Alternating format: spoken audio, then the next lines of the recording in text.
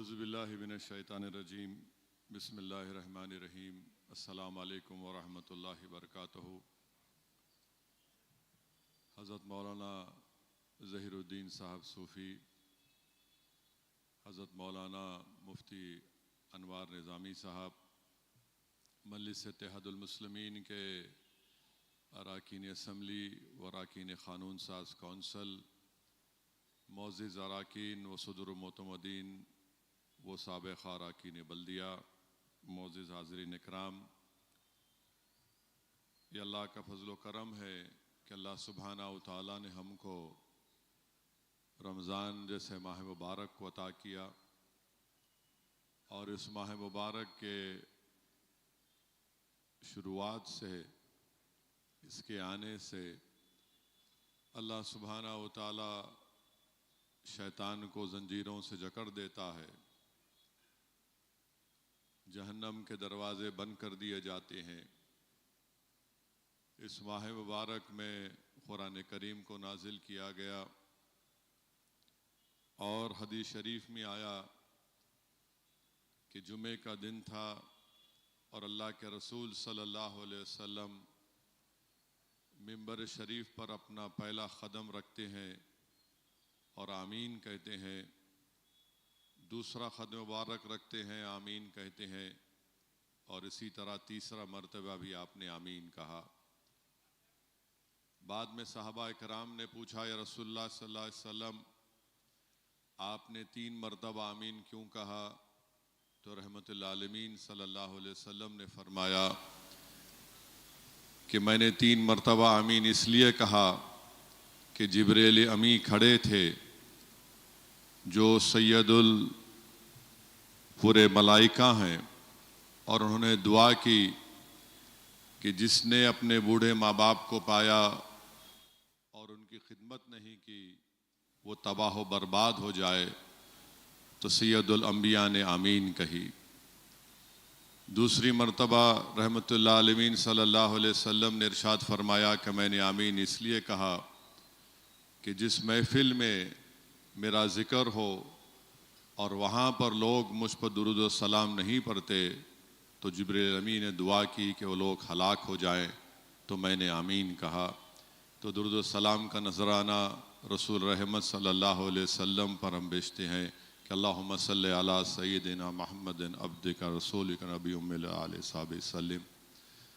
तीसरी मर्तबा अल्लाह के रसूल सल्लल्लाहु अलैहि वसल्लम ने इरशाद फरमाया कि जिब्रील अमीन ने दुआ की कि जिसने रमज़ान को पाया और अपनी मग़फ़रत और बख्शिश अल्लाह से नहीं करवाई वो हलाक हो जाए, तो मैंने आमीन कहा।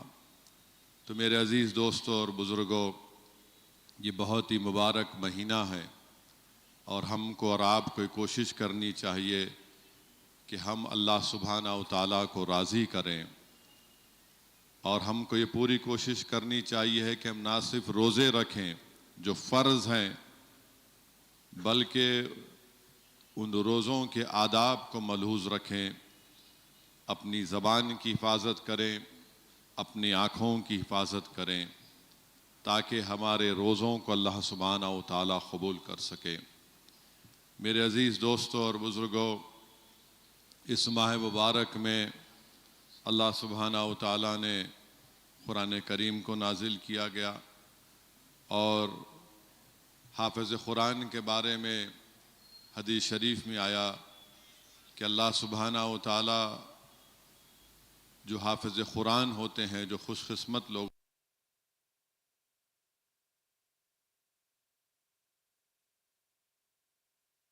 और अल्लाह सुब्हानहू के सामने उन हाफ़िज़ कुरान के माँ बाप को बुलाकर उनके सर पर ताज रखेगा। ये उनको इज़्ज़त से अल्लाह सुब्हानहू व तआला उन हुफ़्फ़ाज़ के माँ बाप को सर पर ताज रखेगा, इज़्ज़त के कपड़े उनको पहनाए जाएंगे। और हमारा हाल यह है कि हम शास्त्रीपुरम में हाफ़िज़ कुरान का क़त्ल भी कर देते हैं। मेरे अज़ीज़ दोस्तों और बुज़ुर्गों, इस माह मुबारक में अभी हमने सुना कि 3 रमज़ान को खातून जन्नत सैयदा ताहिरा हज़रत फ़ातिमा रदी अल्लाह ताला अन्हो का विसाल हुआ। इस माह मुबारक की 10 रमज़ान को ख़ातून अव्वल हज़रत खदीजतुल कुबरा का विसाल हुआ। अल्लाह सुब्हानहू व तआला कुरान करीम में सूरह अहज़ाब की शायद आयत नंबर 7 में अल्लाह ने फरमाया, मुफस्सरीन ने उसका तर्जुमा इस तरह किया कि रसूलुल्लाह सल्लल्लाहु अलैहि वसल्लम की बीवियां उम्मत की माएँ हैं। तो मालूम हुआ कि रसूलुल्लाह सल्लल्लाहु अलैहि वसल्लम की बीवियां तमाम उम्मत की माएँ हैं, जो कुरान करीम में अल्लाह सुब्हानहू व तआला ने उसका ऐलान फरमाया। मेरे अज़ीज़ दोस्तों और बुज़ुर्गों, ये ज़रूरी है कि हम खदीजतुल कुबरा का ज़िक्र करें अपने जलसों में, अपने बयानात में, क्योंकि दुनिया को और ख़ास तौर से मुसलमानों को मालूम हो सके कि कौन थी खदीजतुल कुबरा रदी अल्लाह ताला अन्हा। ये वो ख़ातून थी जिसकी 2 मरतबा शादी हुई और 2 मरतबा वो बेवा भी हुई। उनके 2 बेटे भी थे और वो एक बहुत बड़े बाप की बेटी थी, सबसे दौलतमंद थी। बल्कि उलमा इकराम ने लिखा कि वो मलिका थी। उस ज़माने में कि मक्के में उनके पास 21 लोग थे घर में काम करने वाले, और वो खुद तिजारत करती थी। और उस ज़माने में उनको बहुत से रिश्ते आए कि आप दोबारा निकाह करिए, आपने नहीं किया। इब्न इसाक़ लिखते हैं कि मक्के में काबतुल्लाह के सामने उस ज़माने में बुत भी थे और एक मेला, एक किस्म का मेला होता था। लोग आते थे, काबे का तवाफ़ भी करते थे और बुतों के आगे अपने सरों को झुकाते भी थे। तो उस वक्त वो सिर्फ़ ख़वातीन का वक्त था। शेख अब्दुल हक मुहद्दिस देहलवी ने भी ये वाक़या लिखा। इब्न इसाक़ ने लिखा कि एक यहूदी आया, उन ख़वातीन के सामने से गुज़रा और कहा कि तुम्हारे दरमियान में एक रसूल आने वाला है, तुम में से जो भी उनकी बीवी बनोगी वो खुशकिस्मत कहलाओगी।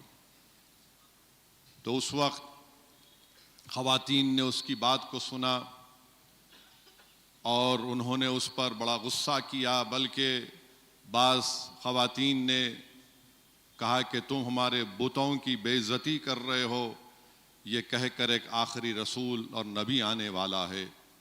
बाज़ ख़वातीन ने कंकरियाँ उठाकर उस यहूदी को मारा। बाज़ ख़वातीन ने कहा कि ये मक्के का नहीं है, ये मक्के से बाहर से आया। मगर उस वक्त हज़रत खदीजतुल कुबरा कोई लफ्ज़ आपकी ज़बान से नहीं निकला, बल्कि आपने उसके अल्फाज को अपने दिल में ज़हन नशीन कर लिया कि ये वक्त आने वाला है कि नबी आखिरी रसूल आने वाले हैं और तुम में से खुशकिस्मत वो रहेंगे जो उनकी बीवी बनेंगे, ज़ौजा बनेंगे।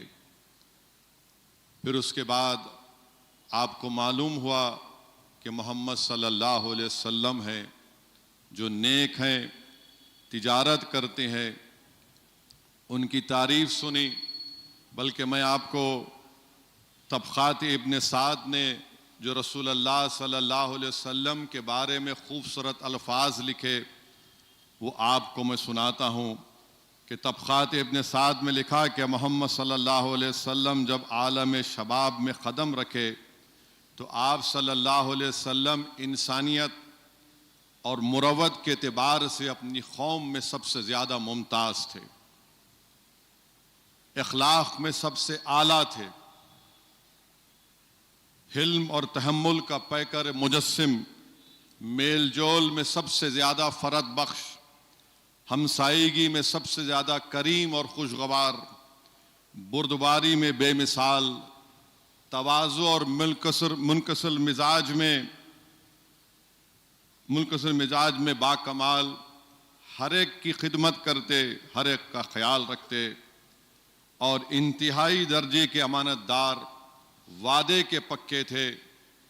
तबक़ात इब्न साद में लिखा कि गोया अल्लाह रब्बुल इज़्ज़त ने इनकी ज़ात में तमाम उमूर सालिहा और अखलाक़ फ़ाज़िला मुर्तकज़ कर दिए थे। इसी बिना पर उनकी कौम ने उनको अल अमीन के लक़ब से नाम दिया। तो मेरे अज़ीज़ दोस्तों और बुज़ुर्गों, हज़रत ख़तीजा जब ये जानी तो उन्होंने मालूम हुआ कि अल्लाह के रसूल सल्लल्लाहु अलैहि वसल्लम तिजारत करते हैं। उस ज़माने में मक्के में लोग गर्मी के दिनों में दमिश्क को जाते थे। अब मौजूदा जो दमस्कस कहते दमिश्क में बुसरी एक जगह है, वहाँ पर तिजारत के लिए जा रहे हैं। और लोग सर्दियों में यमन की तरफ जाते थे क्योंकि सर्दी काफ़ी होती आज भी दमिश्क में। तो रसूल अल्लाह सल्लल्लाहु अलैहि वसल्लम को पैगाम भेजा अपने ग़ुलाम, अपने काम करने वाले मैसरा के ज़रिए कि क्या आप मेरा सामान तिजारत का बुसरी दमिश्क को लेकर जाएंगे। रसूलुल्लाह सल्लल्लाहु अलैहि वसल्लम ने इसको माना। हज़रत ख़तीजा ने अपने ग़ुलाम से कहा, मैसरा से, कि मैं तुमको ताकीद कर रही हूँ कि तुम हर चीज़ को रसूलुल्लाह सल्लल्लाहु अलैहि वसल्लम की देखो, और वो जब कोई फ़ैसला करते तो उसमें मदाखलत मत करो, और जब तुम वापस आओगे तो मुझे आकर बताना कि क्या हुआ। ये तिजारत का काफ़िला मक्के से निकला, दमिश्क बसरी मुकाम पर पहुंचा। वो तिजारत का बड़ा मरकज़ था। वहाँ पर हज़रत ख़तीजा के ग़ुलाम ने देखा कि अल्लाह के रसूल सल्लल्लाहु अलैहि वसल्लम एक झाड़ के नीचे आराम फरमा रहे हैं। अचानक एक राहिब था, नस्तूर उसका नाम था, उसने आकर पूछा, ये कौन है? तो उन्होंने कहा कि ये मोहम्मद बिन अब्दुल्लाह सल्लल्लाहु अलैहि वसल्लम है जो मक्के से निकल कर आए। तो उस राहिब नस्तूर ने कहा कि ये शख्स जो बैठा हुआ है ना, इस झाड़ के, इस पेड़ के नीचे अल्लाह के नबी और रसूल बैठते हैं, यकीनन ये आखिरी रसूल है। फिर उसने देखा एक और मौजज़ा कि जहाँ जहाँ मोहम्मद सल्लल्लाहु अलैहि वसल्लम चल रहे हैं, धूप है तो फरिश्ते आकर साया दे रहे हैं। फिर उसने देखा कि जब वो मामलेदारी कर रहे हैं कारोबार की, तो जिससे कर रहे हैं उसने कहा कि आप बुतों के नाम की कसम खाइए। तो मोहम्मद सल्लल्लाहु अलैहि वसल्लम ने कहा, कसम खाना तो छोड़ो, मैं उनके सामने से सब जाता हूं तो अपना चेहरे मुबारक को पलटा लेता। फिर बड़ा उस तिजारत में बड़ा मुनाफा हुआ। जब वापिस आए, उस मैसरा ने जाकर हज़रत ख़तीजा कुबरा से कहा कि ये चीज़ें हुई हैं। और फिर वो जाकर उनके चचाजाद भाई थे, उनसे जाकर कहा, वर्क़ा बिन नौफल उनका नाम था, वो अभी भी दीन इब्राहिमी पर कायम थे, ज़ईफ़ हो गए थे। वो बुतों की इबादत नहीं करते थे, शिरक नहीं करते थे, बल्कि लोगों से कहते थे, कुफ़ारान क़ुरैश से कहते थे कि तुम दीन इब्राहिमी पर कायम रहो, ये काबतुल्लाह बनाया गया सिर्फ अल्लाह की इबादत करने के लिए। उनके पास गए कि उनके चचाजाद भाई थे, ये तमाम बातें उनको बताईं और उनके ख्वाब उन्होंने बताया हज़रत ख़तीजा कुबरा ने कि मैंने ख्वाब में देखा कि मेरे जिस्म से सूरज निकल रहा है, उसकी रोशनी मक्के के हर घर में पहुंच गई। तो वर्क़ा बिन नौफल ने कहा कि तुम जो चीज़ें मुझे बताई हो, मुझे लगता है कि मोहम्मद बिन अब्दुल्लाह सल्लल्लाहु अलैहि वसल्लम अल्लाह के आखिरी रसूल हैं, और तुम्हारे ख्वाब से मुझे लगता है कि तुम्हारा उनसे निकाह होगा। फिर हज़रत ख़तीजा कुबरा ने हज़रत नफीसा से, आपकी दोस्त थी जो बाद में इस्लाम को कबूल किया रज़ी अल्लाह ताला अन्हा, उनके ज़रिए से अपना निकाह का पैगाम भिजवाया। अल्लाह के रसूल सल्लल्लाहु अलैहि वसल्लम ने उसको कबूल किया, निकाह हुआ। और जिस खातून अव्वल के पास 21 काम करने वाले थे, सबसे ज्यादा दौलत थी, वो अपनी पूरी दौलत को रसूलुल्लाह सल्लल्लाहु अलैहि वसल्लम के हवाले कर दिया कि या रसूलुल्लाह सल्लल्लाहु अलैहि वसल्लम, इसको इस्लाम की तबलीग के लिए इस्तेमाल करिए। मेरे अजीज दोस्तों और बुजुर्गों, सीरत निगारों ने लिखा है, उलमाए कराम ने अपनी ज़बान मुबारक से, अपने बसरत और फरोज़ खिताबात से हमको बताया कि थोड़ी देर के लिए सोचो कि 1500 साल पहले सफ़ा की पहाड़ी पर खड़े होकर मोहम्मद सल्लल्लाहु अलैहि वसल्लम लोगों से कह रहे हैं कि ला इलाहा इल्लल्लाह बोलो, एक अल्लाह की इबादत करो, मैं अल्लाह का आखिरी और सच्चा नबी हूँ, मेरी इत्तिबा करो। बास वक्त रसूलुल्लाह सल्लल्लाहु अलैहि वसल्लम को लोग ताना मारते, नाउज़ुबिल्लाह शायर कहते, क्या क्या नहीं कहते, कभी कभी पत्थर फेंक कर मारते। अल्लाह के रसूल सल्लल्लाहु अलैहि वसल्लम जख्मी होकर आते तो हज़रत खदीजतुल कुबरा रदी अल्लाह ताला अन्हो रसूलुल्लाह सल्लल्लाहु अलैहि वसल्लम के कदम मुबारक के पास बैठकर आपके चेहरे मुबारक से धूल को साफ करती, उनको इत्मीनान दिलाती कि यकीनन अल्लाह आपको कामयाब करेगा। पेट पर जख्म है रहमतुल्लाह आलमीन सल्लल्लाहु अलैहि वसल्लम के, आप अपने जिस्म के जो कपड़े पहनती हैं उसको फाड़ कर आपके जख्म पर उसको मरहम लगाती हैं। रसूलुल्लाह सल्लल्लाहु अलैहि वसल्लम पर पहली वही नाजिल की गई। अल्लाह के रसूल सल्लल्लाहु अलैहि वसल्लम वापिस आए और हज़रत खदीजा से कहा कि मुझे कपड़ा दो, ओढ़ने के लिए मुझे कपड़ा दो।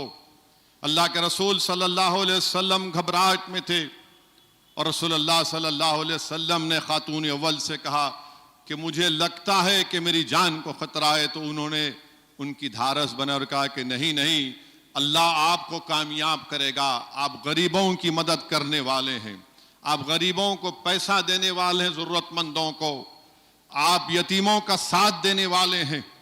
मेरे अजीज दोस्तों और बुजुर्गों, मैं ये जिक्र इसलिए कर रहा हूं कि हमको मालूम हो कौन थी खातून अव्वल हज़रत खदीजतुल कुबरा रदी अल्लाह ताला अन्हा। और आप ही से अल्लाह सुब्हानहू तआला ने रसूलुल्लाह सल्लल्लाहु अलैहि वसल्लम को 4 बेटियां और 2 बेटे अता फरमाए। हज़रत क़ासिम, हज़रत अब्दुल्ला, हज़रत ज़ैनब रदी अल्लाह ताला अन्हो, हज़रत रुक़ैया, हज़रत उम्मे कुलसूम और खातून जन्नत हज़रत फ़ातिमा रदी अल्लाह ताला अन्हा। मेरे अजीज़ दोस्तों और बुज़ुर्गों, आपने बेइंतहा मुश्किलात और तकालीफ उठाई, पूरी दौलत ख़त्म हो गई। और हदीस शरीफ में आया कि एक दिन हज़रत खदीजतुल कुबरा रदी अल्लाह ताला अन्हा अपने हाथों से खाना पका कर ला रही हैं, जिस्म पर कपड़े हैं, पेवन लगा हुआ है, और जिब्रील अमी आकर रसूलुल्लाह सल्लल्लाहु अलैहि वसल्लम से कहते हैं कि या मोहम्मद सल्लल्लाहु अलैहि वसल्लम, खातून अव्वल आ रही हैं खाना लेकर, उनसे कहिए कि अल्लाह उनको अपना सलाम पहुंचाता है, और उनसे कहिए कि अल्लाह उनके लिए जन्नत में एक ऐसा महल तामीर किया है जिसमें उनको बहुत सुकून मिलेगा। मेरे अजीज दोस्तों और बुजुर्गों, ये है खदीजतुल कुबरा रदी अल्लाह ताला अन्हा। वो मदीने को नहीं देखा, मक्के को फतह होते नहीं देखा, अज़ान नहीं सुनी, जुमे के बारे में नहीं सुना, मगर अगर दुनिया में पहले किसी खातून ने इस्लाम को कबूल किया तो हज़रत खदीजतुल कुबरा ने इस्लाम को कबूल किया। और उन्होंने तरबियत दी अपनी औलादों की। एक जब हज़रत रसूलुल्लाह सल्लल्लाहु अलैहि वसल्लम के फर्जन का विसाल हो गया, हज़रत अब्दुल्लाह का विसाल हो, हज़रत क़ासिम का इंतकाल हो गया, तो उनकी आंख में आंसू आ गए और कहा कि या मोहम्मद सल्लल्लाहु अलैहि वसल्लम, मेरे आका, मेरा बेटा मुझे बहुत याद आता है। तो अल्लाह के रसूल सल्लल्लाहु अलैहि वसल्लम ने कहा, अगर तुम चाहती हो तो यहाँ बैठकर तुम जन्नत में अपने बेटे की आवाज़ सुन सकती हो। मेरे अजीज़ दोस्तों और बुजुर्गों, हदीस शरीफ में आया, बीबी आयशा सिद्दीक़ा रदी अल्लाह ताला अन्हा से रिवायत है कि अल्लाह के रसूल सल्लल्लाहु अलैहि वसल्लम ने हज़रत खदीजतुल कुबरा को जन्नत के अंगूर का गोशा दिया खाने के लिए। मेरे अजीज़ दोस्तों और बुजुर्गों, दीन जो हमको मिला है, याद रखो, यह कोई बादशाह के महल से नहीं मिला, ये कोई चमन से चलकर नहीं मिला हमको, इसमें हज़रत खदीजा कुबरा रज़ी अल्लाह ताला अन्हा की दौलत पूरी इस्तेमाल हो गई, उनकी तकालीफ, उनके मसाइब और मुश्किलात से हमको दीन मिला है। तो मेरे अजीज़ दोस्तों और बुज़ुर्गों, आपकी साहबजादी रसूलुल्लाह सल्लल्लाहु अलैहि वसल्लम की साहबजादी हज़रत ज़ैनब का निकाह अबुल आस से हुआ, जो बाद में इस्लाम कबूल किए, अब बाद में इस्लाम कबूल किए थे। वो बदर के मैदान में मुशरिकीन मक्का के साथ थे, गिरफ्तार हुए। हज़रत खदीजा कुबरा का जो विसाल का वक्त आया तो उन्होंने रसूलुल्लाह सल्लल्लाहु अलैहि वसल्लम को बुलाकर कहा कि मैं मोहम्मद सल्लल्लाहु अलैहि वसल्लम की बीवी हूं, अगर मुझसे कोई गलती हुई है तो मुझे माफ कर दीजिए। रसूलुल्लाह सल्लल्लाहु अलैहि वसल्लम ने उनके करीब जाकर कहा कि अल्लाह ने मुझे ये खुशखबरी दी है कि तुम दुनिया और जन्नत में मेरी बीवी रहोगी। मेरे अजीज दोस्तों और बुजुर्गों, रसूलुल्लाह सल्लल्लाहु अलैहि वसल्लम को हज़रत खदीजा से इतनी मोहब्बत थी कि मदीने में है, लोगों ने देखा है कि एक ज़ईफ औरत आ गई, अल्लाह के रसूल सल्लल्लाहु अलैहि वसल्लम ने अपनी चादर जमीन पर बिछाकर उस औरत से बहुत देर तक गुफ्तगू की, बहुत देर तक। और जब जा रहे थे तो उनको तोहफे तहाइफ दिया और एक सहाबी रसूल से कहा कि इनको ले जाकर छोड़ कर आओ। हमारी उम्मत की माँ हज़रत आयशा सिद्दीक़ा रज़ी अल्लाह ताला अन्हा ने पूछा, ये कौन थी या रसूलुल्लाह सल्लल्लाहु अलैहि वसल्लम? तो रसूलुल्लाह सल्लल्लाहु अलैहि वसल्लम ने फरमाया कि ये खदीजा की सहेली थी, ये हज़रत खदीजा की सहेली थी। रसूलुल्लाह सल्लल्लाहु अलैहि वसल्लम हदीस शरीफ में आया कि गोश्त आया तो कहा कि ज़्यादा गोश्त इस्तेमाल करो, उसमें शोरबा बनाओ। पूछा गया क्यों या रसूलुल्लाह सल्लल्लाहु अलैहि वसल्लम?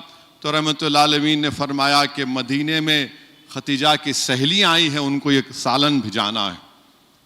मेरे अजीज़ दोस्तों और बुज़ुर्गों, अल्लाह के रसूल सल्लल्लाहु अलैहि वसल्लम से एक मरतबा बीबी आयशा सिद्दीक़ा रज़ी अल्लाह ताला अन्हा ने कहा कि आप हज़रत खदीजा को इतना याद रखते हैं, इतना याद रखते हैं, अल्लाह ने आपको एक जवान बीवी भी दी है।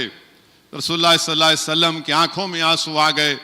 आक़ाए दो आलम सल्लल्लाहु अलैहि वसल्लम ने फरमाया कि जब कोई मेरी बात को समझता नहीं था, वो मेरी बात को समझती थी। जब कोई मेरे पैगाम को सुनने को तैयार नहीं था, वो मेरे पैगाम को कबूल किया।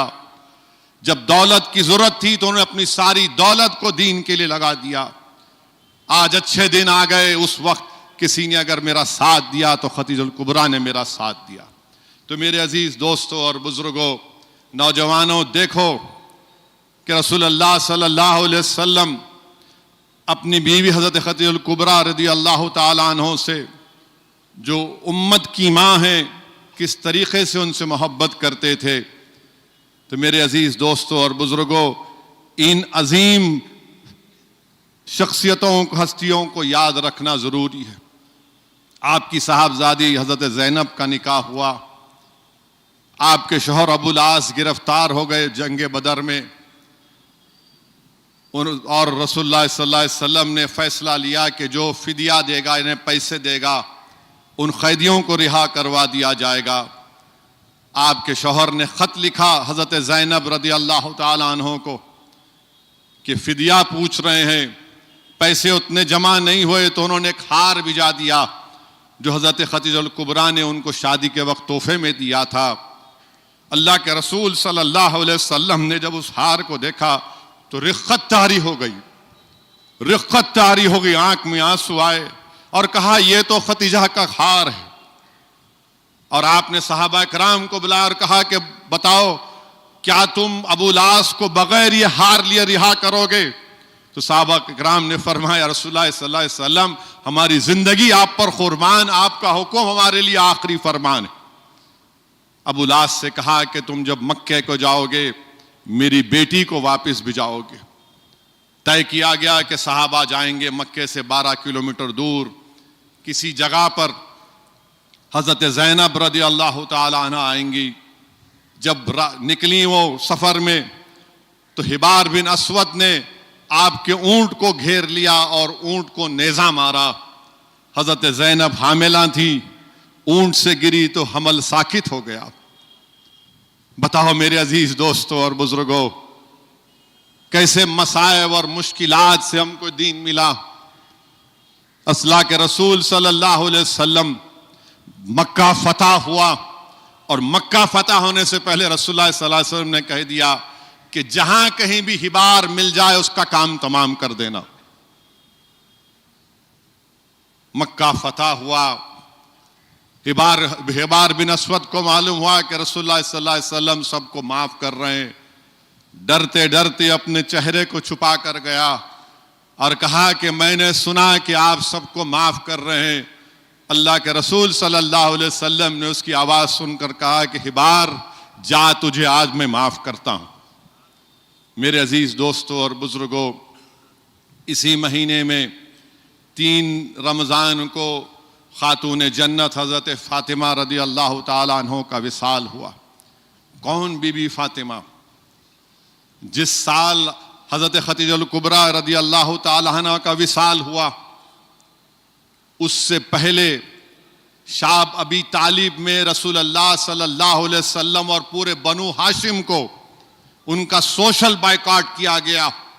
आज हम हमारे मुल्क में देखते हैं कि कोई मुसलमान को दाढ़ी पकड़कर मारता है, किसी को नाम पूछकर मारता है, किसी को देखकर ट्रेन में जा रहे हैं तो नारे लगाते हैं उनको डराने के लिए। 3 साल तक बनु हाशिम का समाजी बायकॉट किया गया। हजरत खदीजतुल कुबरा, हजरत बीबी फातिमा साथ हैं, हजरत ज़ैनब साथ हैं। 3 साल तक कोई आके नहीं मिल सकता, कोई खाना नहीं दे सकता। खैर वो एक लंबा वाक़या है, वो ख़त्म हुआ। हज़रत खदीजा रदी अल्लाह ताला अन्हा का विसाल हुआ तो अल्लाह के रसूल सल्लल्लाहु अलैहि वसल्लम ने कहा, ये गम का साल है, ये गम का साल है। हज़रत फातिमा रदी अल्लाह ताला अन्हा, सीरत निगारों ने लिखा कि 5 या 7 साल की थी। अल्लाह के रसूल सल्लल्लाहु अलैहि वसल्लम काबतुल्लाह में नमाज पढ़ रहे हैं और वो जालिम अबू जहल कहता है कि कौन है यहां पर जो ऊंट की उजड़ी मोहम्मद सल्लल्लाहु अलैहि वसल्लम के जिस्म मुबारक पर लाकर डाल दे। एक बदबख्त उठा और ऊंट की उजड़ी उठाकर जब रसूलुल्लाह सल्लल्लाहु अलैहि वसल्लम सजदे में गए, आपके जिस्म मुबारक पर ऊंट की उजड़ी को डाल दिया। हजरत फातिमा को मालूम हुआ, शहजादी जन्नत को, वो दौड़ती हुई आई और अल्लाह के रसूल सल्लल्लाहु अलैहि वसल्लम के जिस्म मुबारक से उस गंदगी को साफ किया। उनका हाथ पकड़कर जमजम के कुएं पर ले जाकर रसूलुल्लाह सल्लल्लाहु अलैहि वसल्लम के जिस्म मुबारक से उस गंदगी को साफ किया। हजरत फातिमा ने दुआ की कि या अल्लाह, जिसने मेरे वालिद से यह किया तो उनको तबाह बर्बाद कर दे।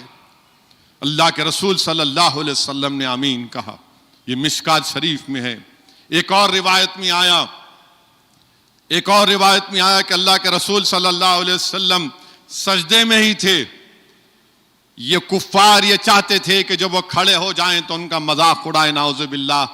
खैर वो गंदगी गिरी, साफ हुई।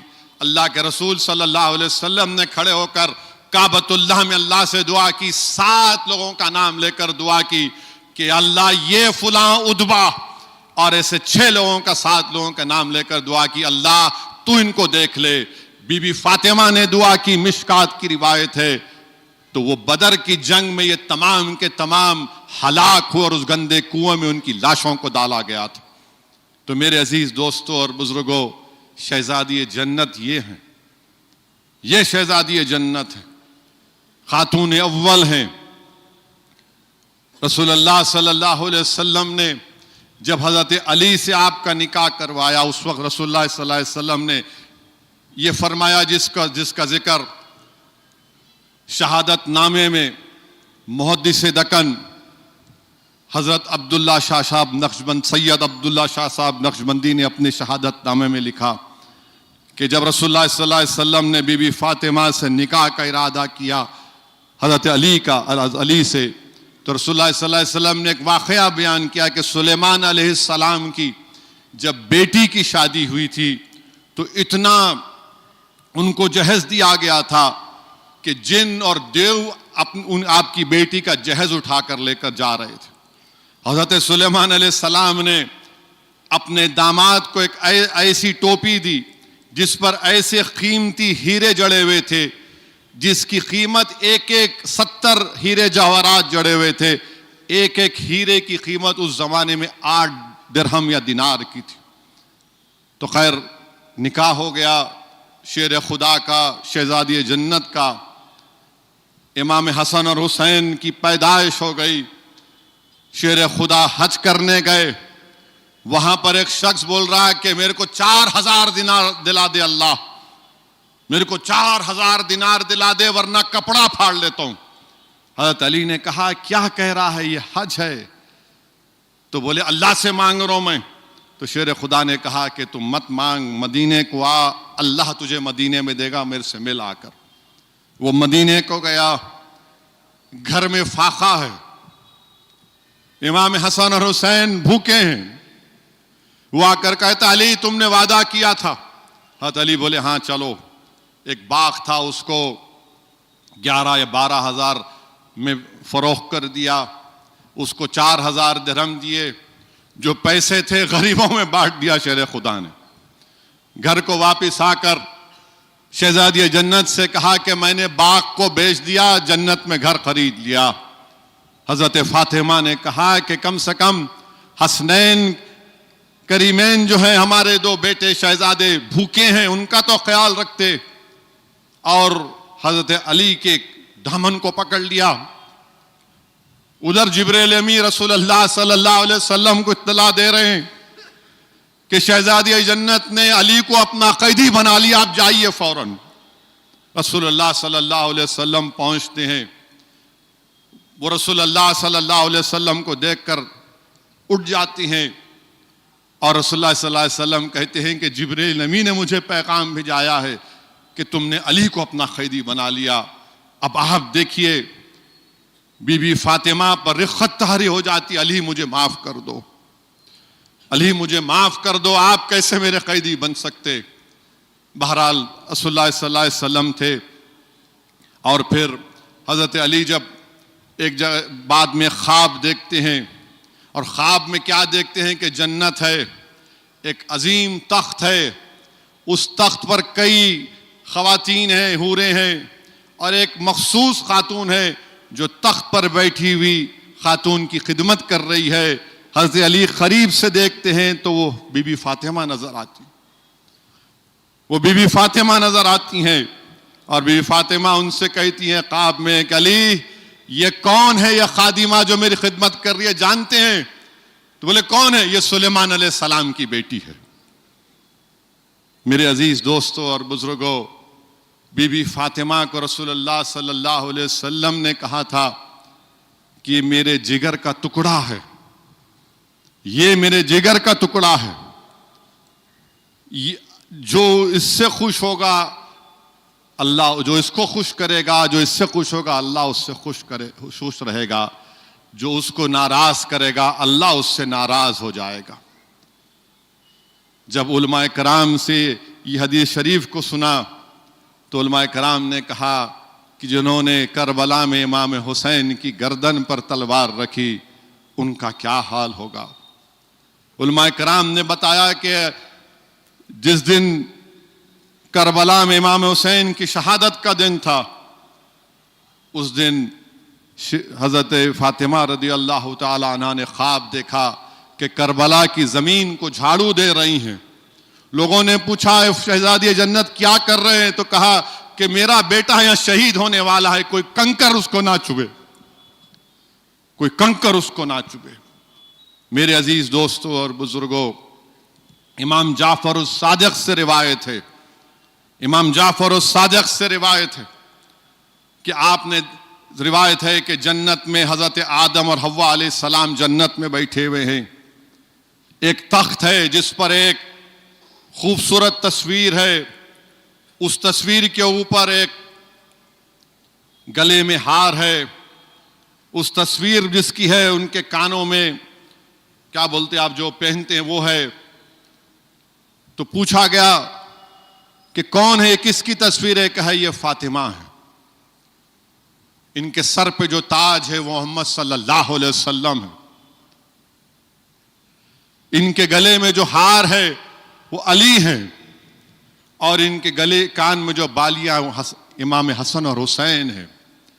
फिर हजरत आदम अलैहिस्सलाम देखते हैं कि उस पर लिखा हुआ है, क्या लिखा हुआ है? कि मैं अल्लाह महमूद हूं और ये मोहम्मद सल्लल्लाहु अलैहि वसल्लम है। मैं अल्लाह फातिर हूं, ये फातिमा है। मैं अल्लाह मोहसिन हूं, ये हसन और हुसैन है। हजरत आदम अलैहिस्सलाम ने इसको याद कर लिया। जब जमीन पर बिजाया गया 200-300 साल के बाद उनको याद आया तो उन्होंने दुआ की, अल्लाह अल्लाह तू महमूद है, तुझे मोहम्मद सल्लल्लाहु अलैहि वसल्लम का वास्ता। अल्लाह तू फातिर है, तुझे फातिमा का वास्ता। अल्लाह तू मोहसिन है, तुझे हसन हुसैन का वास्ता। तो अल्लाह ने उनको माफी दे दी। और ये अब्दुल्ला शाह साहब क़िबला रहमतुल्लाह अलैह अपनी किताब शहादत नामा में लिख रहे हैं।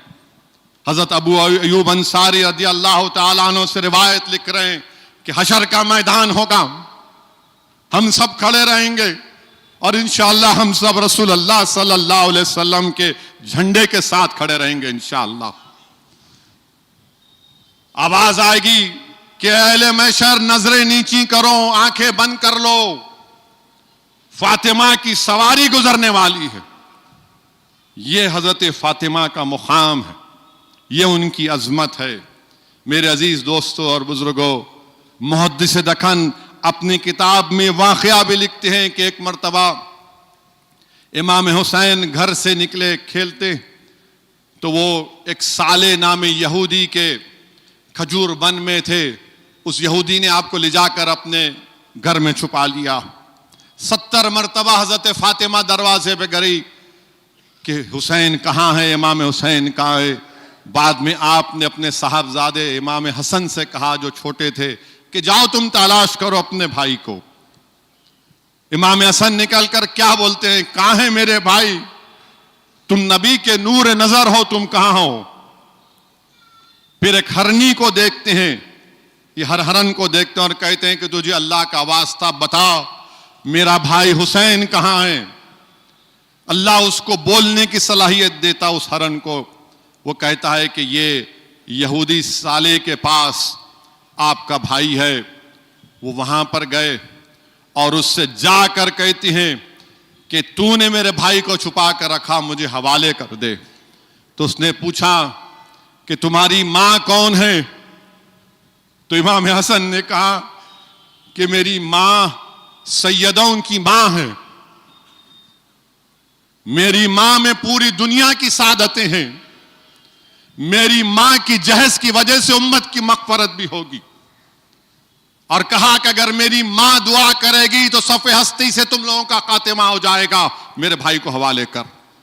उस यहूदी ने पूछा कि तुम्हारे बाप कौन है? तो उन्होंने कहा कि मेरे भाई शाह मर्दा हैं, शेर खुदा हैं, हज़रत अली हैं, जिनके हाथ में 2 धारी तलवार है, जो एक वक्त में 2 नेज़े फेंक सकते हैं। ये वो मेरा बाप है। जब रसूल अल्लाह सल्लल्लाहु अलैहि वसल्लम मक्के से हिजरत कर रहे थे तो मेरे वालिद उस बिस्तर पर आराम फरमा रहे थे और मेरे बाप का नाम अली है। तो उस यहूदी ने पूछा कि तुम्हारे नाना कौन हैं? तो उसने कहा मेरे नाना के बारे में पूछता है, मेरे नाना वो हैं जिनका नाम मोहम्मद सल्लल्लाहु अलैहि वसल्लम है, जो मक्के में इशा की नमाज पढ़े और उसके बाद अल्लाह ने उनको मस्जिद अक्सा से अपने अर्श पर बुलाया और बार बार बुलाकर उनसे गुफ्तगू की, बार बार उन पर सलाम पहुंचाया। तो उस यहूदी ने कहा कि बेटे अब मेरा ईमान, आपने जो कहा, अब ये पूरा ईमान मेरे सीने में उतर गया। ये लो आपका भाई हुसैन और अपनी माँ के पास लेकर चलो। बीबी फातिमा के पास जब यहूदी गया तो कहा कि मुझे माफ कर दीजिए, मुझे माफ कर दीजिए, मैं इस्लाम को कबूल करना चाहता हूँ। हजरत फातिमा ने कहा इस बच्चे पर उनके वालिद का भी हक है, उनसे तुमको माफी चाहना पड़ेगा। शेर खुदा वापिस आए, उनसे माफी चाहा तो हजरत अली ने कहा कि इस बच्चे पर इसके नाना मोहम्मद सल्लल्लाहु अलैहि वसल्लम का है, उनके पास जाओ। रसूलुल्लाह सल्लल्लाहु अलैहि वसल्लम ने कहा कि मैं तो माफ करता हूं मगर इस बच्चे पर अल्लाह का भी हक है। 17 दिन तक यहूदी फिरता रहा, 18वें दिन वही आई कि अल्लाह इसको माफ कर दिया। मेरे अजीज दोस्तों और बुजुर्गों, ये बीबी फातिमा है, ये हजरत फातिमा है जिसको रसूलुल्लाह सल्लल्लाहु अलैहि वसल्लम ने कहा कि मेरा जिगर गोशा है। और अभी हमने सुना कि अल्लाह के रसूल सल्लल्लाहु अलैहि वसल्लम ने उनको बता दिया था कि मैं इस ज़ाहिरी दुनिया से रुखसत हो रहा हूं और सबसे पहले तुम मेरे साथ आओगी और जन्नत की शहजादी आप रहेंगी। तो मेरे अजीज दोस्तों और बुजुर्गों, शहजादी जन्नत ने इस दीन के लिए बहुत सी कुर्बानियां दी, तभी जाकर हमको ये दीन मिला। मेरे दोस्त, हम इस मुल्क में, यकीनन ये हमारा मुल्क है, मगर हमको अपने हौसले और हिम्मत को बुलंद रखना है। सोचो 1500 साल पहले अल्लाह के रसूल सल्लल्लाहु अलैहि वसल्लम पर, सिद्दीक अकबर पर मारा गया था। काबे के सहन में इतना मारा गया कि देखने वाले ये नहीं कह सक रहे थे कि आपका चेहरा किधर है। मैं जब होश आया तो अपनी मां से पूछा कि मोहम्मद सल्लल्लाहु अलैहि वसल्लम कहां हैं, बताओ। काबे 1500 साल पहले हजरत बिलाल पर गरम गरम रेत पर लिटाकर गरम गरम पत्थर रख दिए जाते थे सीने के ऊपर। मेरे अजीज दोस्तों और बुजुर्गों, नौजवानों, हिम्मत को बुलंद रखो।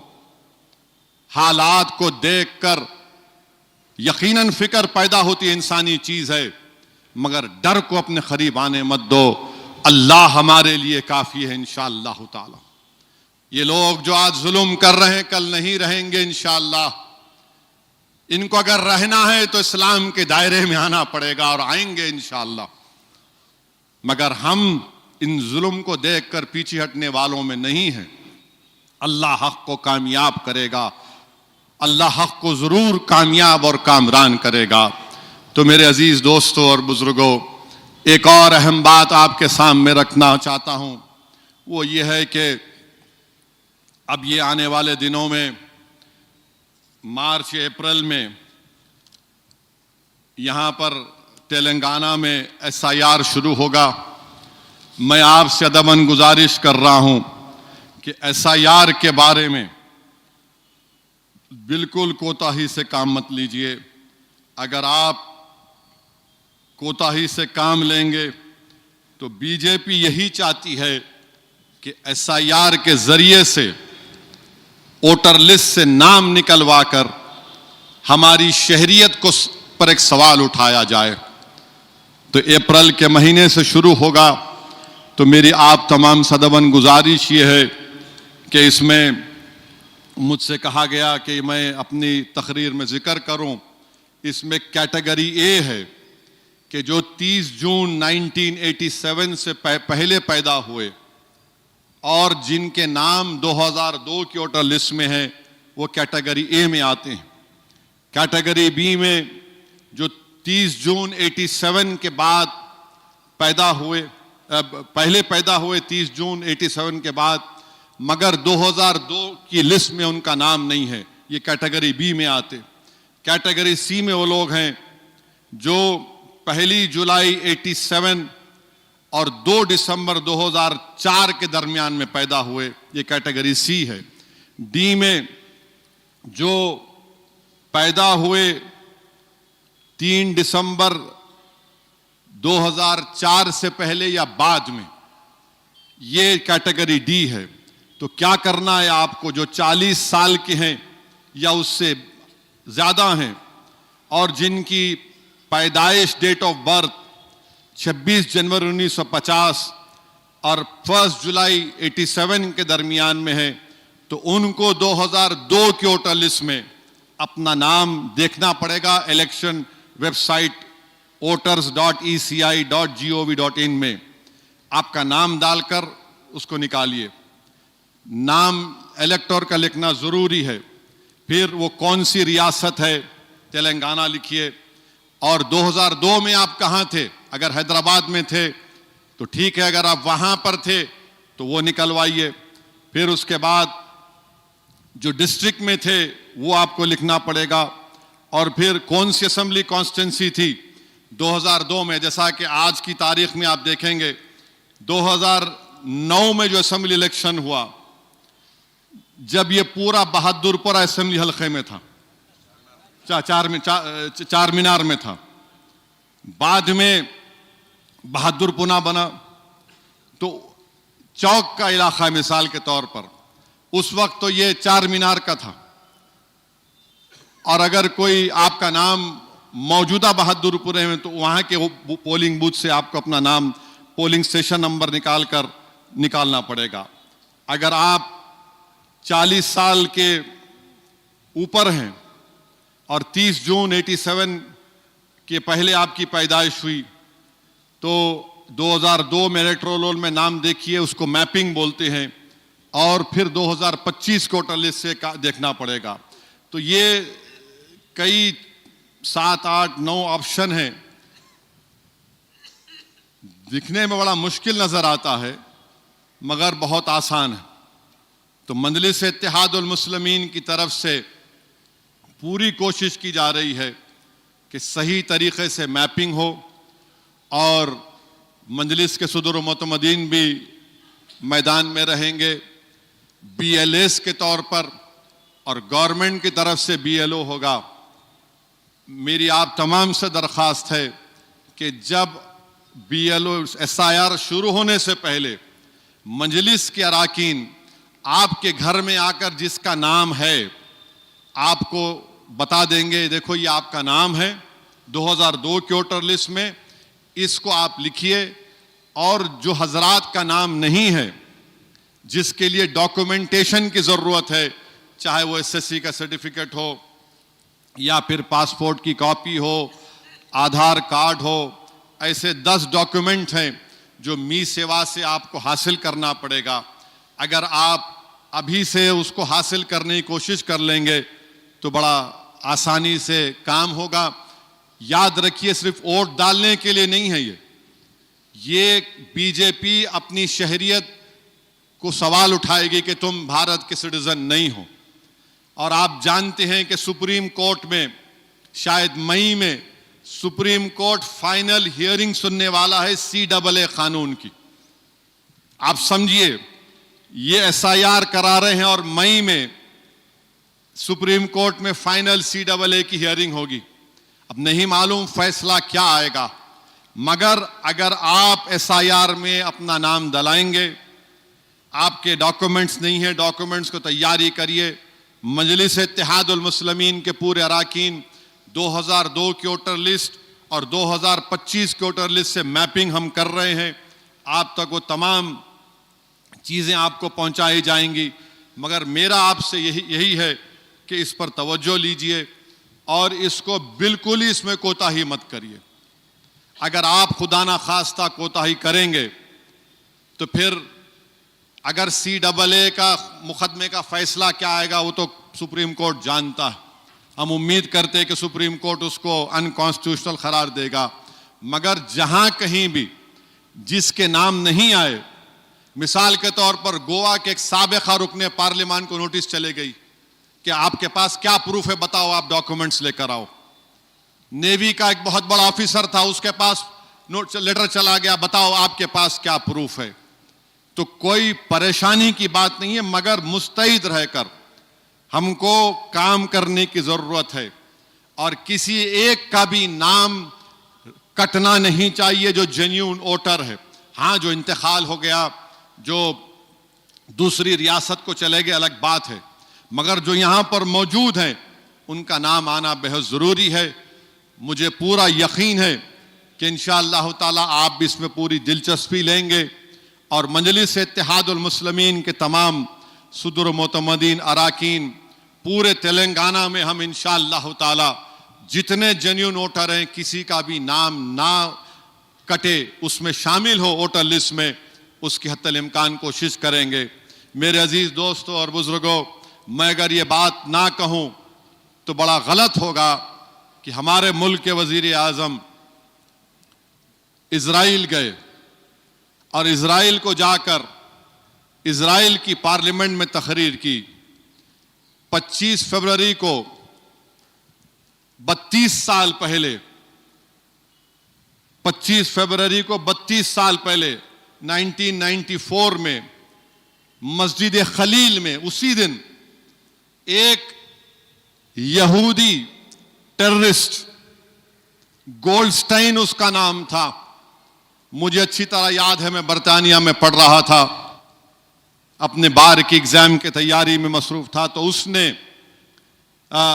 उसने मस्जिद खलील में घुसकर बंदूक से, बल्कि ऑटोमेटिक वेपन से 29 फलस्तीनियों को शहीद कर दिया, 125 को जख्मी किया। और भारत के हमारे वजीर आजम तकरीर कर रहे हैं वहां की इजरायली पार्लियामेंट में। देश के वजीर आजम को ये याद नहीं आया गोल्डस्टाइन ने जो मस्जिद खलील में जो ये दहशतगर्दी की थी, टेररिज्म किया था। भारत के वजीर आजम ने कहा कि हम, भारत इजराइल के साथ खड़ा है, हम टेररिज्म के खिलाफ हैं। वजीर आजम जो 32 साल पहले, वो आपको याद नहीं आया? अरे आप अपनी तकरीर में बोल देते हमास के बारे में, हमास गलत है। 70,000 से ज्यादा 73,000 कंफर्म मौतें हुई हैं, कंफर्म मुसद्दक़ा, यानी उनकी लाश मिली, मगर जो मिसिंग है वो 5 लाख से ज्यादा मिसिंग है। तो लोग बोल रहे कि कम से कम 6 लाख फलस्तीनियों की मौत हुई है। हमारे वजीर आजम खड़े होकर बोलते हैं हम इजराइल के साथ खड़े हैं। आप ये भी तो बोल देते थे कि अक्टूबर 7 का पहला वाकया नखबा नहीं हुआ 48 में, लाखों फलस्तीनियों को निकाला गया था 48 में, और भारत के वजीर आजम बोलते हैं कि हम इजराइल के साथ खड़े हैं। कौन ये बेंजामिन नेतन्याहू, ये स्मोट्रिच, इनका defence minister, international criminal court में वारंट है इनके खिलाफ। ये जालिम बेंजामिन नेतन्याहू जहन्नम का कुत्ता यूरोप को नहीं जा सकता, किसी यूरोप के मुल्क को नहीं जा सकता, गया तो गिरफ्तार करना पड़ता है उसको। अरे आप गए तो बोलना था ना। गाजा में क्या पूरे मरने वाले हमास के थे क्या? चलिए मान भी लिया थोड़ी देर, चल मार, कौन थे फिर ये लोग? 73,000 में 36,000 छोटे बच्चे थे, 15,000 के करीब खवातीन थे, हजारों बिल्डिंगों को खत्म कर दिया गया। उसमें इतना मलबा है कि मलबा उठाने के लिए 10 साल लगेंगे। हमारे वजीर आजम चले गए। अरे अच्छा करे गए थे, बोलना तो था ना, बोलना था टेररिज्म। तो क्या ये टेररिज्म नहीं है गाजा में जो हो रहा है? आपको मालूम दुनिया में वाहिद मुल्क है इजराइल जो रेसिस्ट है। फलस्तीनी होगा तो उसके लिए एक अलग रोड, जो इजरायली होगा उसके लिए दूसरी रोड। आप रोड ही अलग कर दिए। ओपन जेल है वेस्ट बैंक, मगरबी किनारा एक, और गाजा एक ओपन जेल है, और मगरबी किनारे में फलस्तीनियों के घरों को तोड़ तोड़ कर वहां पर ये जालिम ज़ायनिस्ट लोग वहां पर घर बना रहे हैं। वजीर आजम वो भी नहीं बोलते।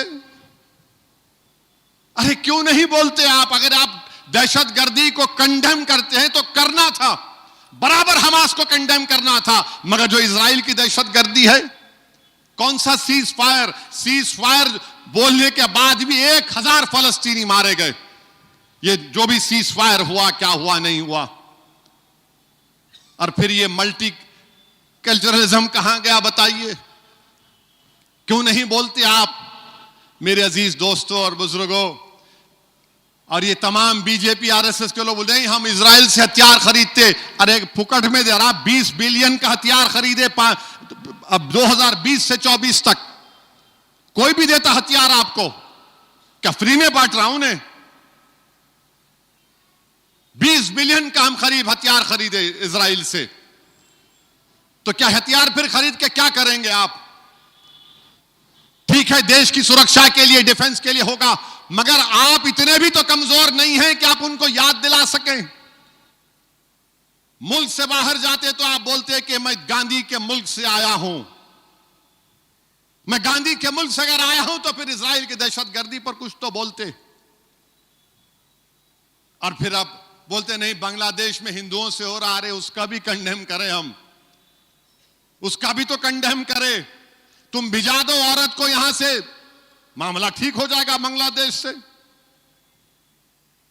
मगर जो जुल्म फलस्तीनियों पर हो रहा है, और आपको बता रहा हूं देश मुल्क के वजीर आजम इजराइल से जो उनकी मोहब्बत है वो सिर्फ आइडियोलॉजी की बुनियाद पर है। और क्यों है मैं बताता हूं आपको।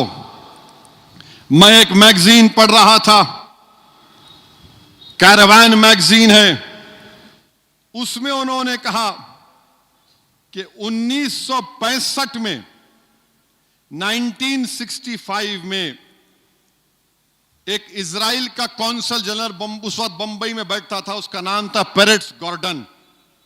उस पेरेट्स गॉर्डन ने उस वक्त की बीजेपी का पहला नाम जो था वो जनसंघ था, उनके नुमाइंदों से मिलता था। और वो लिख रहा है डिप्लोमेट कि ये मुसलमानों से नफरत करते हैं, इसीलिए हम इनसे मुलाकात कर रहे हैं। फिर 66 में उनकी फॉरेन मिनिस्ट्री ने कहा, इजराइल की इंटेलिजेंस एजेंसी उनसे कांटेक्ट में थी, जनसंघ के लोगों से। और फिर उन्होंने ये भी लिख दिया कि कोई साहब थे जनसंघ के मनोहर लाल सोंधी, उनका भी बड़ी मोहब्बत की बातें लिखी गई उनके बारे में। और फिर उसमें यह भी लिखा गया, माने ये सब इजराइल से उनके तमाम चीजें निकली हैं। वो डॉक्यूमेंट्स में कहा गया कि इजराइल का जो कॉन्सुलेट जनरल था वो जनसंघ के एमपीज को बोला कि पार्लियामेंट में आप सवाल उठाओ ताकि आप उस वक्त की हुकूमत को एम्बैरस कर सकें। और सुनिए, 31 दिसंबर 1973 को बंबई के इजरायली कॉन्सुलेट से कौन मिलता है? नाथूराम गोडसे का भाई गोपाल गोडसे। गोपाल गोडसे मिलता है और वो खुलकर बोल रहा है कि मुसलमानों से मैं नफरत करता हूं। और वो बोलता है कि क्या इजरायली एम्बेसी या कॉन्सुलेट मुझे मदद कर सकती है? मैं प्रिंट करना चाह रहा हूं, ये नफरत के पैगाम को प्रिंट करना चाह रहा हूं। तो ये पुराना रिश्ता है इन लोगों का, बहुत पुराना रिश्ता है। ये मुल्क के मफाद में है कि हमको बता दो आप कौन क्या कैसे मुल्क के मफाद में है। पूरा ग्लोबल साउथ जो है वो आज परेशान है, वो फिक्रमंद है कि भारत के वजीर आजम क्या कर रहे हैं। कहां गया हमारा मल्टी अलाइनमेंट की पॉलिसी? कहां गया मल्टी अलाइनमेंट की पॉलिसी? कौन पूछ रहा है?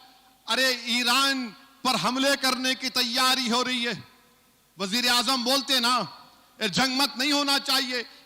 रशिया गए तो रशिया से कहा कि देखो जंग नहीं होना, जंग खत्म होना। यहां पर भी तो बोल सकते थे आप, यहां पर भी तो बोलना चाहिए था आपको। आप तो विश्व गुरु है ना, आप क्यों नहीं बोले? 400 अमेरिट्रम के फाइटर एयरक्राफ्ट तैयार हैं, 2 कैरियर तैयार हैं, आप नहीं बोलना चाह रहे। याद रखिए, ग्लोबल साउथ में भारत की इज्जत कम ना हो जाए। आपने जो खुलकर एक जेनोसाइडल रजीम की जो आपने तायीद की है, इसमें नेशनल इंटरेस्ट क्या है बताओ हमको? हथियार कौन नहीं बेचता? आपको हथियार खरीदने सब बेचने तैयार है। आइडियोलॉजी एक ही है, जायनिज्म की और जो आरएसएस की आइडियोलॉजी है, नफरत के ऊपर है। वो लोग पूछते हैं आपको क्या पड़ी फलस्तीन से? अरे मेरे भाई, वो मुसलमानों का तीसरा बड़ा रिलीजियस प्लेस भी है और वो इंसाफ का इशू है। गांधी ने क्या कहा था उसके बारे में तुमको मालूम? महात्मा गांधी ने क्या कहा था? महात्मा गांधी ने क्या कहा था मैं आपको सुनाता हूं। महात्मा गांधी ने कहा था, उस मैगजीन में लिखा गया, महात्मा गांधी ने उस मैगजीन में तारीफ की थी। कहा कि इलाका फलस्तीनियों के हरबों का है। आप उसको भूल गए। नेहरू ने भी कहा था, मगर अफसोस के साथ कहना पड़ता है कि 62 में जंग हुई तो नेहरू ने इजराइल से हथियार लिया था। राजीव गांधी वजीर आजम थे, मिले जाके। ये मैं नहीं ये कह रहा, आर्टिकल कह रहा है, तो लोग बोलेंगे नो शुरू हो गए। मेरे अजीज दोस्तों और बुजुर्गों, हम सिर्फ यही कह रहे हैं कि भारत जो ग्लोबल साउथ में भारत की इज्जत है, इंसाफ का तकाजा यह है कि हम इजरायली हुकूमत जो यूरोप में और अमेरिका में भी लोग इससे चिढ़ते हैं, उनको हम आइसोलेट करने के बजाय आप जाकर कहें कि India stands with strong conviction with Israel for what? 70,000 फलस्तीनियों का कत्लेआम हो गया, बच्चे भूख से मर गए, 1-2 हजार तो खाली भूख से मर गए। तो मेरे अजीज दोस्तों और बुजुर्गों, हम अपनी दुआओं में मस्जिद अक्सा और बैतुल मुक़द्दस की हिफाजत के लिए दुआ करते रहें। हम उस मासूम फलस्तीनियों के इंसाफ के लिए दुआ करते रहें। और हम यहां की हुकूमत से बोल रहे हैं कि कौन है आपका वेमलूवाड़ा का एमएलए? 800 साल पुरानी दरगाह को तोड़ता है कमबख्त। 800 साल पुरानी दरगाह है, वक्फ में गजीट है, दरगाह को तोड़ दिए। क्या बात है बताइए आप, ये कैसा तोड़ते आप बताओ? तुम इलेक्शन लड़ रहे 2023 में जाकर दरगाह पे फूल चढ़ाए, अब तुम दरगाह को तोड़ दिए। क्या कर रहे हैं लोग? क्या मिसाल कायम कर रहे हैं आप? पूरे मुल्क में बुलडोजर चल रहा है हम पर, और यहां पर आप वक्फ की जायदाद है और इतना गंदा है वहां का मुतवल्ली, अल्लाह उसको देख ले। लिख के दिया नहीं दरगाह तोड़ सकते। अरे तेरी अम्मा की खबर रही तो हाथ लगाने देता। लिख के दिया कमबख्त।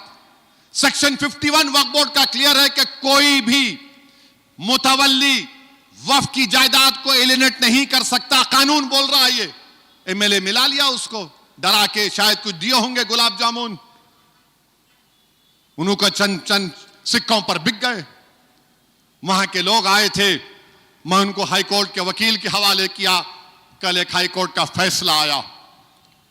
अल्लाह करे कि उस दरगाह की हिफाजत हो, पूरी जायदादों की हिफाजत हो। और मुझसे कहा गया कि इस मस्जिद हाजा के जो मलगियां किराएदार हैं, उनसे भी मैं अपील कर दूं कि किराया दे दो। भाई किराया दे दो आप, मस्जिद को चलना है, बुरी बात नहीं है। ये मस्जिद तो हमारी है ना, ये तो अल्लाह का घर है, किसी की जाती मिल्कियत थोड़ी है ये। तो मेरी आप तमाम सदवन गुजारिश है कि एसआईआर पर तवज्जो लीजिए। नाम जब आएंगे आपके पास, हम तमाम लोग पूरे एमएलए आएंगे और पूरे कॉरपोरेटर अभी नहीं है। अगर उनको टिकट दोबारा मिलना तो जमीन पे मेहनत करना पड़ेगा उनको। नहीं करे मेहनत तो फिर मैं कुछ नहीं कर सकता। आप ये नहीं समझना कि मैं कॉरपोरेटर नहीं हूं। अगर आप ऐसा समझ रहे तो बैठिए घर में, आराम करिए, कोई बात नहीं, दूसरे को मौका मिलेगा। मगर नाम दलाने के लिए मजलिस किसी की मोहताज नहीं रहेगी इंशाअल्लाह ताला। हम नाम पूरे हमारे जिम्मेदार अराकीन है, सुदर मोतमदीन है, अराकीन असेंबली की भी जिम्मेदारी है। अराकीन असेंबली नहीं बोलना कि मैं इनको बोल दिया उनको बोला, नहीं, जमीन पे रहना, फिरना, एक एक नाम को चेक करना, एक एक नाम आना, डॉक्यूमेंट नहीं है, डॉक्यूमेंट निकाल कर देना उनको। और हम हुकूमत से भी बोलेंगे कि तेलंगाना में जो एसआईआर हो रहा है उसको सीरियसली लो। आप अब सीरियसली लो और पूरी कोशिश हमारी होनी चाहिए कि जो जेन्युइन वोटर है उसका नाम आए। मैं फिर से कह रहा हूं, बाद में आप बोलेंगे, चीख और पुकार करेंगे मेरा क्या होगा। अभी से आपको बाखबर कर रहा हूं। 8 महीने पहले मैं तकरीर में बोला था, पासपोर्ट बनाओ जिसके पास पैसे है। बोला था मैं, पासपोर्ट बनाओ जिसके पास पैसे है, 15-20 हजार निकाल सकते। पासपोर्ट बनाओ, आपका प्रूफ है वो जो बना सकते। हाँ, अलग बात है बाज लोग जिनके पास आधार कार्ड है, 10th का सर्टिफिकेट है, जो भी आपका ये क्या है वो पेंशन का कार्ड है, तो ये सब चीजें हैं, इस पर हमको गौर करना है। और आखिरी में मैं देख रहा था कि इस महीने में कितना जुल्म हुआ, वाकयात कितने हुए, बहुत से वाकयात हुए। उत्तराखंड में एक मोहम्मद फेरोज को नाम पूछकर रुद्रापुर में मारा गया। मारकर बोले जेएसआर का नारा लगा। फिर उसके बाद आप देखिए बीबीसी का वीडियो है, उसमें मीरठ में वासिद साहब जो गांव में कपड़ा बेचते हैं, उनको कोई मोहित साहब हैं, बड़े बांकड़े पहलवान हैं, मोहित साहब ने पकड़कर मारा, जेब से पैसे चोरी कर लिए, खानदानी चोर हैं, और उनको गांव में फिराया। फिर साथ ही साथ आप देखेंगे कि 19 फरवरी को जबलपुर में सिहोरा एक जगह है, मस्जिद के सामने हमला हुआ, घरों को लूटा गया, घरों को जलाया गया।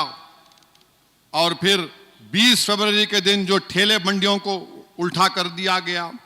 और गुजरात में शादी का एक कानून में तब्दीली लेकर आए। अब क्या कानून लेकर आ रहे गुजरात में कि अगर किसी की शादी होगी तो पहले क्या था, रजिस्टर होना। अभी नु क्या बोल रहे, नहीं, अम्मा बाबा की मंजूरी होना। अब जिसके घर में कोई नहीं है, जो रख के छोड़ दिए, उन्हें क्या करना। तो खैर गुजरात में कानून है कि लव जिहाद को रोकने के लिए दूल्हा दुल्हन अम्मा बाबा की मर्जी लेके आना। फिर बालिग किसको बोलते, 18 साल बच्ची, 21 साल बच्चा। हैरत अंगेज बात यह है कि आप बगैर शादी के जिना करके रह सकते। आप देखो कितना गिरावट है। अब शादी कर रहे तो बीजेपी की गुजरात की सरकार बोल रही कि नहीं, हम आप नाम लिखना, क्यों भाई, क्या वजह है। तो उन्होंने बोल रहे कि पंचमहल जिले में एक भी मस्जिद नहीं है, इतने निकाना में कैसा निकल गए। अरे शादी कर रहे बाबा, छोड़ रहा ने जोरियों को, भगाने रहा उन्हें, शादी कर रहा उन्हें। नहीं, बनासकांठा में, महसाना डिस्ट्रिक्ट में मुसलमान कम है, मस्जिद नहीं है, इतना कैसा निकाना में बन गए। अरे शादी करना जुर्म है क्या। तो इसलिए उन्हें बोल रहे कि सलीम अपनी शनाख्त को सुरेश नहीं बनाना और किसी बच्ची को नहीं फंसा लेना। क्या है ये आइन के खिलाफ है, राइट टू प्राइवेसी के खिलाफ है, फंडामेंटल राइट है, आर्टिकल 21 का ये वायलेशन है। मगर नफरत की बुनियाद पर ट्रेन में कोई 8-10 मुसलमान खड़े हैं, नारे लगा रहे, आप नारे लगा रहे, समझ में नहीं आता। एक वक्त मैं किसी एक 5 स्टार होटल से निकला, मीटिंग में गया था, टीवी का, वहां से निकला, उनकी लॉबी में आया, डॉक्टर्स हैं, बड़े बड़े डॉक्टर, उनका कन्वेंशन हो रहा, 15-20 खड़े हुए, मेरे को देखते कि नारे लगा रहे। मैं हंसना शुरू कर दिया। बाद में 5-6 मिनट लगाए, थक गए, बोले आप हंस रहे। भला कम से कम मेरे को देख के तुम्हारा खुदा तो याद आ गया तुम्हारे को। बोला हमारे में तासीर है। हाँ, नारे, ट्रेन में बैठे बेचारे, कोई मिल गया उसको थप्पड़ मार रहे, अरे कोई नमाज पढ़ा उसको लात मार रहे। आप क्या क्या क्या करना क्या चाहते इस मुल्क का, बोलो आप। इससे आप मुल्क का भी नाम खराब कर रहे हैं और जिस समाज से आपका ताल्लुक है उसको भी आप बदनाम कर रहे। आप ये समझ रहे कि ऐसा मुसलमानों को मारने से मुसलमान डर जाएगा? नहीं डरेगा, नहीं डरेगा। याद रखो, तुम किसी कमजोर को मारकर तुम्हारी बहादुरी समझ रहे, याद रखो अल्लाह पकड़ेगा तुमको इंशाअल्लाह ताला। जब कुरान में अल्लाह ने कह दिया कि फिरौन को पकड़ेंगे, कुरान में अल्लाह ने फरमा दिया 2-2 बार पकड़ेंगे, एक जमीन में और फिर जहन्नम की आग में डालकर, अल्लाह पकड़ेगा तुमको इंशाअल्लाह ताला। तुम मुल्क को बदनाम कर रहे, तुम समाज को बदनाम कर रहे। बात करे कि नहीं मारना उसको, मोटरसाइकिल पे आ रहा कोई, 3 दिखे, थप्पड़ मार रहा। किस लिए भाई? कि मुसलमान है इसलिए तुम मार रहे हो उसको? ये तुम्हारी हुकूमत का सबका साथ, सबका विश्वास है। कितना मारोगे तुम बताओ? तुम समझ रहे मारने से हम खत्म नहीं होंगे। तुम जितना मारोगे उतनी जिद पैदा होगी हम में। आज मार खाएंगे, कल तुम्हारा हाथ पकड़ लेंगे, याद रखो इंशाअल्लाह। तुम अगर कमजोर, तादाद को देखकर कमजोर समझ रहे, याद रखो तादाद को देखकर कमजोरी मत समझो। रेडिकलाइजेशन तो तुम में हो चुका है। कोई आसाम का मुख्यमंत्री बोलता है वो क्या ऑटो में गए तो 1 रुपया कम दे दो। कोई बोलता है कि मियां वोट नहीं डालना। अरे तुम चीफ मिनिस्टर हो, एक इलेक्शन जीतने के लिए तुम मुल्क को कमजोर करोगे। अब पाकिस्तान चाइना को आने की जरूरत ही नहीं है मुल्क को कमजोर करने की। सोशल फैब्रिक को तोड़ने का काम तो आप लोग कर रहे हैं, मुल्क में डिवीजन पैदा तो आप लोग कर रहे हैं। मगर देश के बाहर जब मोदी जी जाते तो बोलते भारत में यह हो रहा है, भारत गांधी का मुल्क है, प्लूरलिस्टिक कंट्री है। मगर देश में जो होता मोदी जी उसको कंडेम नहीं करते। खैर बहरहाल इंशाअल्लाह ताला अल्लाह सुब्हानहू ताला हमारे लिए काफी है। हस्बुनल्लाहु निअमल वकील, हस्बुनल्लाहु निअमल वकील। और अल्लाह कुरान में फरमा दिया कि मेरी रहमत से मायूस मत हो, ला तक़नतु मिन रहमतिल्लाह, अल्लाह की रहमत से मायूस मत हो। अल्लाह हमारी मदद करता था, कर रहा है और करेगा इंशाअल्लाह ताला। जिस तरह हमने इस माह मुबारक में अपने मस्जिदों को आबाद रखा, इसी तरह आने वाले 11 महीने में मस्जिदों को आबाद रखिए। अपने रिश्ते को मस्जिदों से मजबूत करिए। और मैंने आपके सामने हजरत खदीजतुल कुबरा रदी अल्लाह ताला अन्हा का जिक्र किया, हमारी उम्मत की माओं का जिक्र किया। मुसलमानों, क्या अल्लाह के रसूल सल्लल्लाहु अलैहि वसल्लम की सीरत में अनवार निजामी साहब बैठे हुए, हमारे ज़हीरुद्दीन सूफी दारुल बरकातहू तशरीफ फरमाए कि रसूलुल्लाह सल्लल्लाहु अलैहि वसल्लम ने हमारी उम्मत की मां को कभी मारा? बोलो, अपने आप से पूछो जो मुसलमान मारते अपनी बीवियों को, क्या हो गया है तुम लोगों को? क्या कर रहे हो तुम लोग? अरे तुम्हारी बेटी भी तो होगी कल। अल्लाह के रसूल सुना आपने अभी शेर खुदा का वाकया, अनवर साहब आपने सुनाया। शेर खुदा मस्जिद में जा चले गए, रसूलुल्लाह सल्लल्लाहु अलैहि वसल्लम जाकर अबू तुराब बोलकर उठा रहे हैं उनको, अबू तुराब कहकर। ये बुराइयां हैं, ये गलत है। और मैं ऐसे ऐसे लोगों को जानता हूं जो बाहर तो देखेंगे तो वाह इसी दाढ़ी, बड़े नमाजी, और फिर घर में देखो तो ये गंदगी। याद रखो, खोखला हो जाएगा माशरा, इससे खोखला हो जाएगा माशरा। एक बाप मेरे को फोन करके बोला, मैं अपनी गाड़ी में जा रहा था, हमारी घर में सब लोग साथ थे, स्पीकर फोन ब्लूटूथ पे, कहा साहब रोना शुरू। क्या हुआ? मैं आपके घर के पीछे ही रहता हूं। क्या हुआ, रो रहे क्यों? मेरी बच्ची को मार दिया, मेरी बच्ची को मार दिया। बोला कहां है तुम? बोले मैं पोस्टमार्टम के पास हूं, या वो फलकनुमा के एक एसआई मोहतरमा है। बोला फोन दो उनको। क्या क्या क्या करेंगे आप लोग? ये रसूलुल्लाह सल्लल्लाहु अलैहि वसल्लम की उम्मत है। अल्लाह के रसूल सल्लल्लाहु अलैहि वसल्लम बीबी खतीजा के विसाल के बाद भी आपका जिक्र कर रहे हैं। उनके दोस्त आए तो बिठाकर खाना खिला रहे हैं, तोहफे दे रहे हैं। मेरे अजीज दोस्तों और बुजुर्गों, अच्छे इंसान बनना है हम लोगों को। और ये माह मुबारक हम में एक तब्दीली पैदा करता है, एक तब्दीली पैदा करता है। शैतान जो सबसे बड़ा एजेंट है वो कैद है। अगर इस महीने में हम अल्लाह से गिड़गिड़ा कर अल्लाह को राजी कर लें, हम साल के 11 महीने अल्लाह की रजा को तलब करते हैं। ये माह मुबारक आया है जिसकी रातों में अल्लाह पुकारता है कि मेरे बंदे कहां हैं, मैं तुझे अपनी रजा देने को तैयार हूं। तो खूब दुआ करिए, अपने रिश्ते गुलामी को मजबूत करिए। अल्लाह गफूरुर रहीम है, अल्लाह अर्हमर राहिमीन है, अल्लाह लतीफ है, अल्लाह वदूद है। अल्लाह मदद करेगा इंशाअल्लाह ताला। मजलिस इत्तेहादुल मुस्लिमीन की कामयाबी के लिए भी दुआ करिए। अब तो हर लोग हमारे पीछे पड़े हुए हैं, कोई बोल रहा है शेरवानी, कोई बोल रहा है बिरयानी, अब नहीं मालूम क्या क्या बोलेंगे। मगर इंशाअल्लाह ताला मजलिस इत्तेहादुल मुस्लिमीन जो इस शहर से निकली है, खाक और खून के दरियाओं से गुजर कर हमारे बुजुर्गों ने इस जमात को मजबूत किया। याद रखो जालिमों, तुम्हारी झूठ, तुम्हारा इल्ज़ाम, तुम्हारे इख्तिदार, तुम्हारी ताकत मजलिस इत्तेहादुल मुस्लिमीन की कामयाबियों को रोक नहीं सकेगी।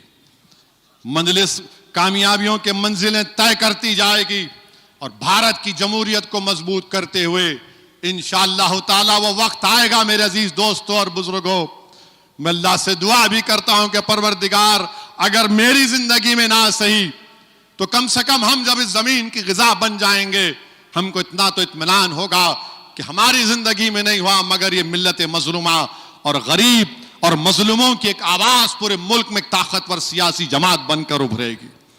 मेरे अजीज दोस्तों और बुजुर्गों, अपने इत्तेहाद को मजबूत रखिए और SIR पर तवज्जो लीजिए। बहुत बहुत शुक्रिया। वाखिर दावाना अल्हम्दुलिल्लाहि रब्बिल आलमीन।